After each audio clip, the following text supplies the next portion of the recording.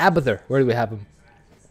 So Abathur has a tough early game because it's his Temple of the Past. Mm-hmm. And I haven't tried using Abathur yet. I will probably later this week. But basically, when you don't have a Brutalisk until the second wave. And if you're fighting against Terran, which generally has less biomass, you might be even slower.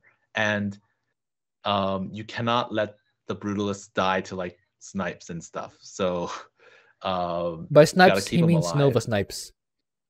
Nova snipes, yeah, Nova snipes. And the good thing about Abathur is that once you get Brutalist, you can deep tunnel to the end and spawn camp waves. So he's really good for that. You can spawn camp all three sides.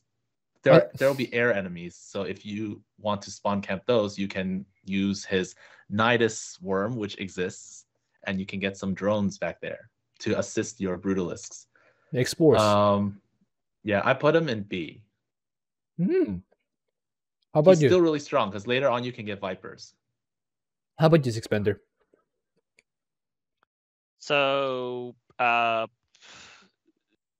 toxic nests. If you the early game for Abathur, I would think should be easier than for most commanders, because most commanders are going to actually have trouble with the first 4 heroes, especially Dahaka, Tychus, Karax, and their annoying habit of sometimes coming all 3 of them together. At 6 minutes is really not fun. Mm-hmm. But you can just have enough toxic nests to delete all of that, Really? everything, and then it just isn't a problem. You can use Overlords for vision before you get Brutalist, since you're going to get your Brutalist relatively late. And that will allow you to put your Toxic Nest in spawn camp position before even having anything except for Overlords and Toxic Nests.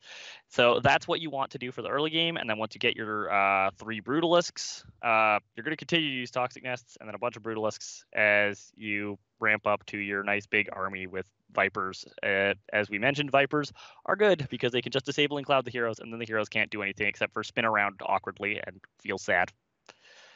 How many toxic nests do you need to destroy Dahaka? And how many points in toxic nest damage? If you have full points in toxic nest damage, Dahaka should, I believe technically he has exactly enough health to die to 5 toxic nests, but 6 to be safe because he has Zerg regen. That's so many. So you have to 6 manually toxic nests. You have to manually if you stick them where he spawns, you can cram like 13 toxic nests to be within automatic trigger radius of Dahaka, and you only need 6 to kill him. Yeah, it's fine. It's just a matter of having enough toxic nests. Budget your toxic nests properly. But yeah. Okay. Abathur can handle it with toxic nests. Now, I haven't obviously done this with Abathur because I am bad at Abathur and I probably could not get past the toxic nest phase at all. But I'm going based on having studied what the Abathurs did in the existing solos, and I can say that Abathur is one of the commanders who was able to solo this while cramming on several more mutators and just steamrolling it anyways. Yep. There are not a lot of commanders who could say that. In fact, I'm pretty sure there are only 2. So where do you have him? I think that Abathur is an S tier. S? Yes. Interesting. That's a very high place to put Abathur. So, convince Tutu. Why S tier? By the way, I personally have him in C, but not very strongly convicted on C. So, convince Tutu. Why S? Or I'm gonna say he's not S because air. Like the enemies, they'll get Avenger, and those runs, I know who that guy is. He's really good, but all of them are against Masters and Machines, right? Because that's an all-ground comp. Our classic bio. If you have air, you're gonna run into like some really strong Banshees or Scouts or something, and not get biomass from them either. So you kill all the ground units, and then the air units get Avenger, and then you gotta fight them. So especially if the second wave comes with air units, I don't think it's that easy. I don't think I mean, the comps that have air units in the second wave have like 2 air units at that point, and you've already got you can already have Brutalisks by that point.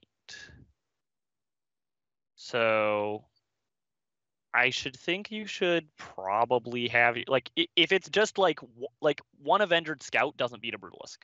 I don't care how many Avenger stacks you have. You are a Scout against a Brutalisk. You are dead.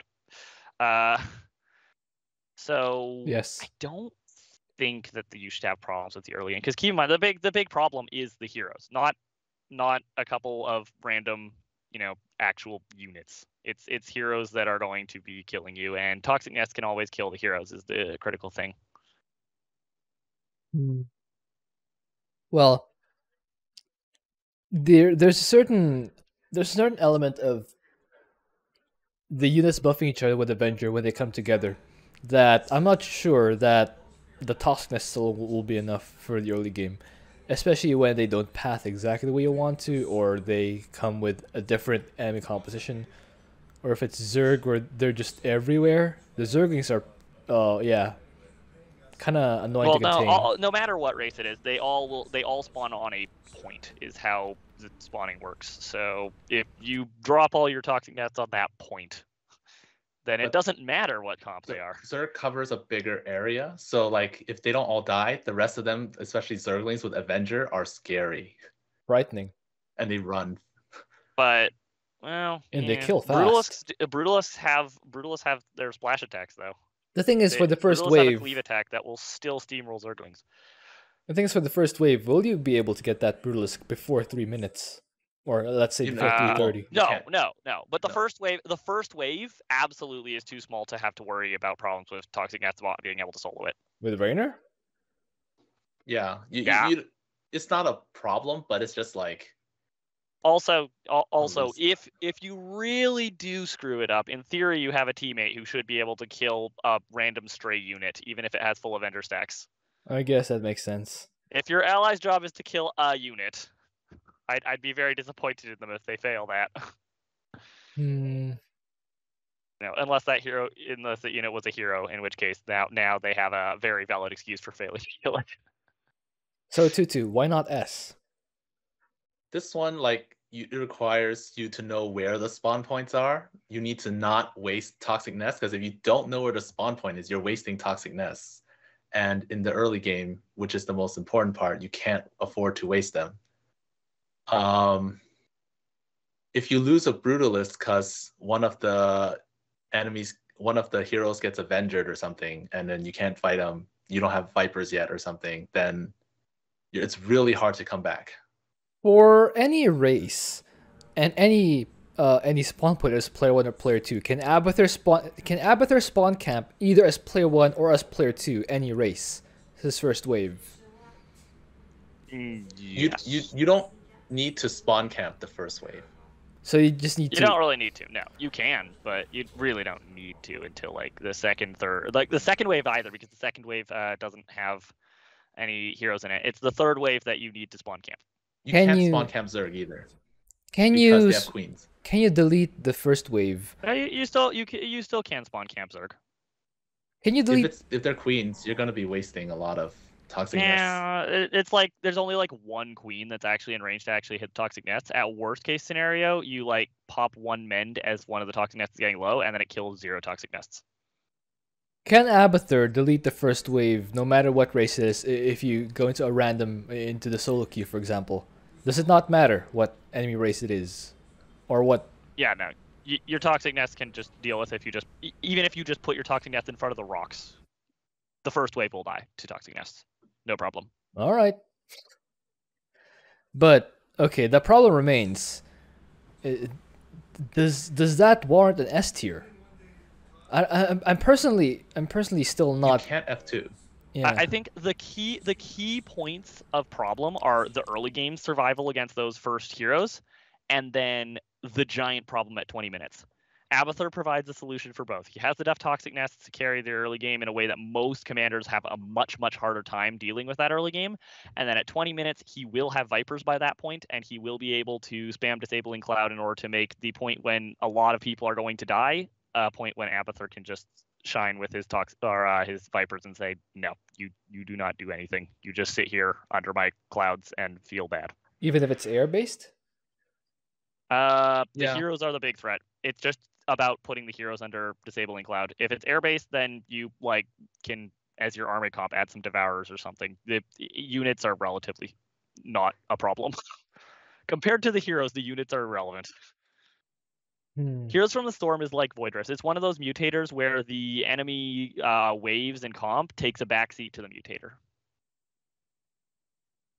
I don't know. It seems like a lot to ask for, regular people to be able to have Vipers on time. It's a lot to ask to do any commander on this mutation. Yes, exactly. Literally just playing this mutation is a lot to ask. Yes. Enemy comp does matter when it's Avenger. When there's Avenger. True, but I don't think how many biomass devourers does it take to delete the airwaves for any air comp? Like 5. I think the amount of control you need. Think about how many things Abathur needs to do in order to get to that point. You need to put tossing down at the correct time. You need to macro up to Vipers, and then you need to micro them to put down the disabling clouds. Knowing when and where. Sounds like you need to know how to play Abathur. Yes, and honestly, compared to other commanders, that's a bit more to ask for than, for example, knowing how to play Stet Boy or Tychus. Knowing how to play Stet Boy. You play Stet Boy and then you die because your commander is going to have a much harder time when he's not. I believe it or not, Stetman actually has a really hard time against these Avenger heroes compared to Abathur. That's not the point, though. The point is that yes, you are indeed asking for a lot to play Abathur correctly compared to other commanders. It's he has the tools. Can you execute it? Yes. I'm my uneasy. point is that this is a hard enough mutation where not having the tools is actually going to cause you more pain than having to, play a hard commander. Okay. So I guess the point of contention is whether we're at that point where we can S tier commanders and just tell players to get good or not. Are we at that point? What do you think? I don't think you have to get good that much to even win with Abathur here. Okay, then show me your solo of Abathur. I don't. No. I'll play a duo with you and show you how well I can carry you. All right. Soloing it. All right. I can't solo this map against easy mutations. I'm bad at this map. But it was just a matter of getting good, which is, in your words, not that difficult. Yeah, I don't think it's that easy. I think if you don't suffer any losses in the middle, by the time you get to 20 minutes, yeah, of course you have no problem. Because you didn't lose anything. But if you lose like stuff in the middle, you're gonna have a hard time coming back. Oh, so he has that snowballing issue, that reverse snowballing issue, that if you mess up once, it can make it really painful in the long run. That being said, sometimes you just drop their biomass, so maybe there's a chance for you to come back even if you lose units. And even still, like even if things do go wrong, if you have a teammate, you do get to go and say, well, I have Vipers, so I'm still useful. Even if I die horribly, I still have Vipers. I'm still useful. That's actually a really good argument in favor of Abathur. Once you get decent at using disabling clouds, the heroes become a lot less threatening. Of course, they're still really threatening, but less than what they otherwise would be. But damage-wise, A, but I don't think it's S level. Damage-wise, does he have enough damage output? Does he just spam tossing nests and do ultimate evolutions and I don't know, swarm hosts, guardians? Swarm hosts. Probably swarm hosts are your DPS. Swarm hosts are good DPS.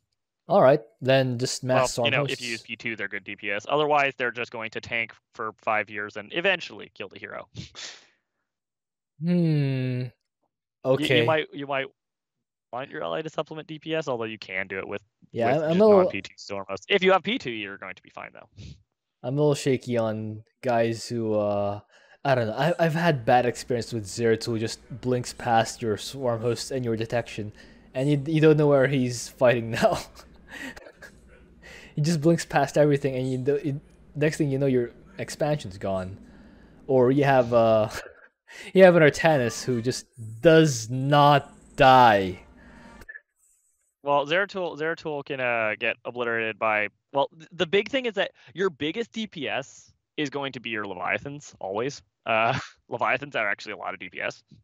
Your biggest hero killing DPS is your Leviathans, realistically. So just right click At least the Leviathan per unit. It's just the problem is that you only have 3 of them, and that's why any questions come up at all as to what you should be making for DPS is because okay, obviously you get 3 Leviathans, and then you have 3 Leviathans. You can't get more Leviathans unless you play P3, and then you're going to suffer horribly everywhere else.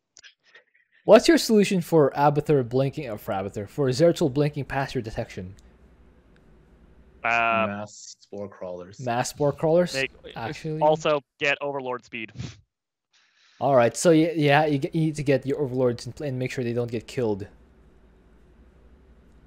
Overseer speed. I mean, overseer speed means that your overseer can run very fast.